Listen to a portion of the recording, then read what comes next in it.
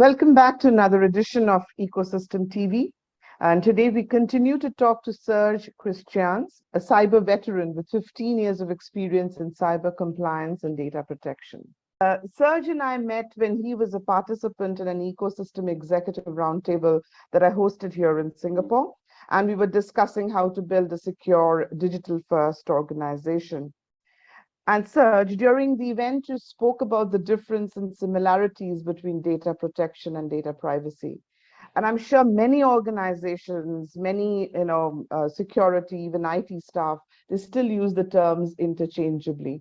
So I'd love to hear what you said that day if you could, but also just tell our audience what you think the difference between the two are. Do I remember? What did I all say? We talked so much that day. Huh? I'm sure you can.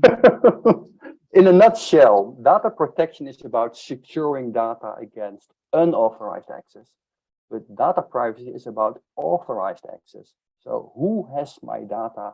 Who defines it? Who protects it? What do I allow them to see? That's the difference, and it quite often has a legal angle, whereas data protection has a technical angle.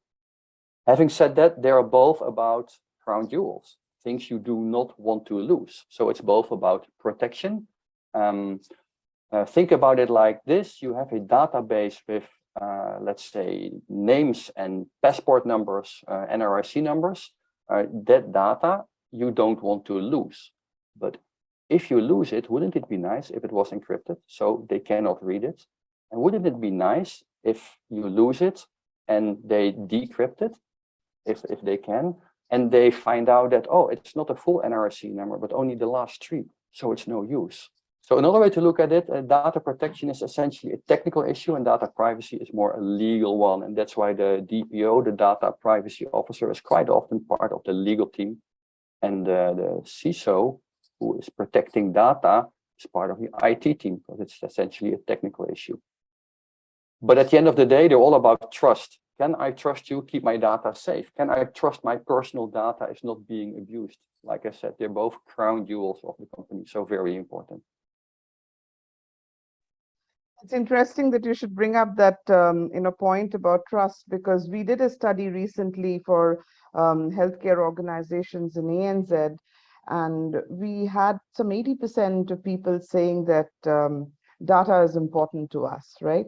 And about 44% said that we don't have trust in the data at all. So it's interesting that you talk about it. It's obviously data security is one aspect of it, but yeah, I found it interesting that you brought up trust there.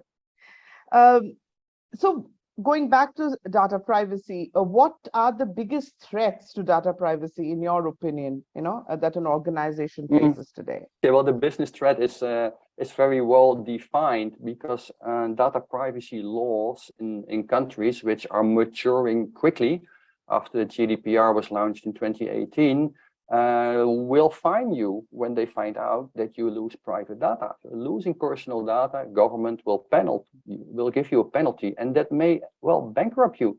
In Europe at the moment, the GDPR maximum fine is 4% of your global turnover, which equals $20 million. That's a lot of money. But actually, that's not the most important part. If that happens, it will be published. Your clients will read it, and they will lose, again, trust. They will lose your trust, and they do not want to do business with you. So your brand will suffer unrepairable damage, reputational damage. I think that's the biggest business threat in this case. Cool. And what about the technical threats? We see that most attacks start very simple. Like I said, cyber criminals are lazy. So it's very simple to ramp up, organize a phishing attack, send out tens of thousands of emails to companies with a button. There's always somebody that will hit the button. The phishing attack is successful. It will plant malware on your computer. It will exfiltrate personal data via the back door, and it's done. You lost it. Also, stealing credentials, passwords, and usernames. It's very easy to buy them on the dark web, and with those you can just try and play where you can get in which company, plant some malware and exfiltrate the data, and it's already done. So human firewall, again, I keep saying that, I guess, the human firewall is the biggest challenge we have right now. Educating our people, our staff, cybersecurity awareness training for our employees that they do the right thing, because they are at the moment, the low-hanging fruit for cyber criminals. That's how they get in.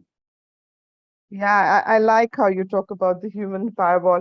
But the other thing that we have found, one of the common sources, or at least a worry of infiltration, is third-party applications or partner ecosystems. Yeah, And obviously, in today's world, as the name of our organization suggests, ecosystems, is the way to go, right? So, yeah, yeah. how do you protect yourself from that? How do you ensure that your partner who has access to your system, or at least part of it, is actually being cyber compliant?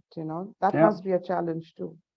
That is a big challenge because it's also about responsibility. If I do business with company A and we sign contracts, then I am assuming that company A is doing everything they can and they need to do and are compliant with all the regulations that I need to be as well to keep everything safe. But how about the supplier of the supplier, or the supplier of the supplier of the supplier? So how big are we drawing these circles around ourselves? And how about due diligence? Do we need to audit all our people, all our Yeah. third-party companies every year?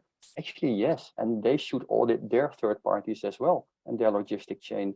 This is a very complex ecosystem, and it has a lot of holes, and that's why it's still happening. And in that logistic chain, the lower you get, the more SMEs are in there. Coming back to the previous topic, question number 2 or 3. So the SMEs are not that well protected for reasons I mentioned before. So just go down the chain, find an SME that plays low-hanging fruit, get in there and take your time and just stepping stone up until you are at the big fish. And it takes time because they are patient. It can take months. Somebody will hit the fishing button and somebody will get into the system and then look around and find the connection to the other system. It's a dirty game, I know, and it's very complex to secure as well. Yeah, yeah, yeah. I know we spoke a little about small and medium enterprises, but there are some challenges that large enterprises face as well, right, in Yeah. cybersecurity. So again, we did a study in Australia where we asked enterprises, how many cyber tools do you use? And we found that on an average, they use 51 tools. And these, I'm sure, are the ones that they are aware of, right? Now, clearly, this complicates matters for cybersecurity teams, especially we see that tech skills shortage is a reality in many countries across the world. So, how do you mitigate this challenge? Having having Mhm. excessive focus on individual niche cyber tools.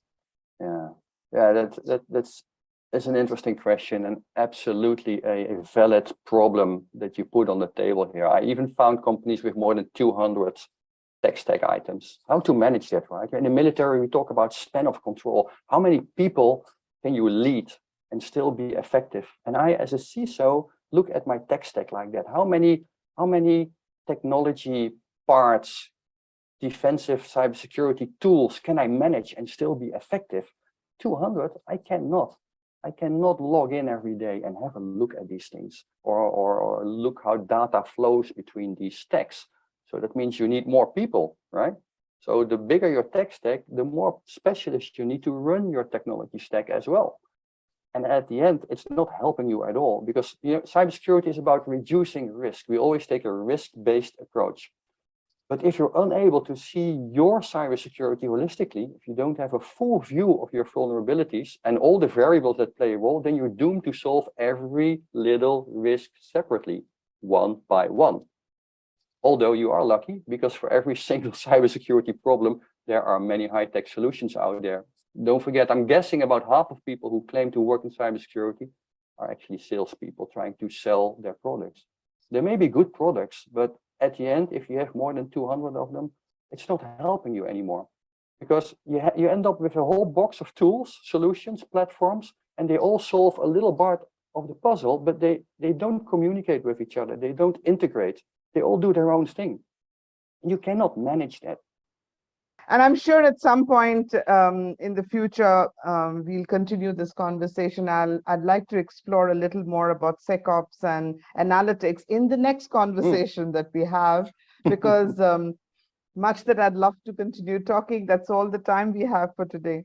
Serge, always a pleasure talking to you. It was absolutely amazing talking to you today as well. Thank you so much. My pleasure. See you next time.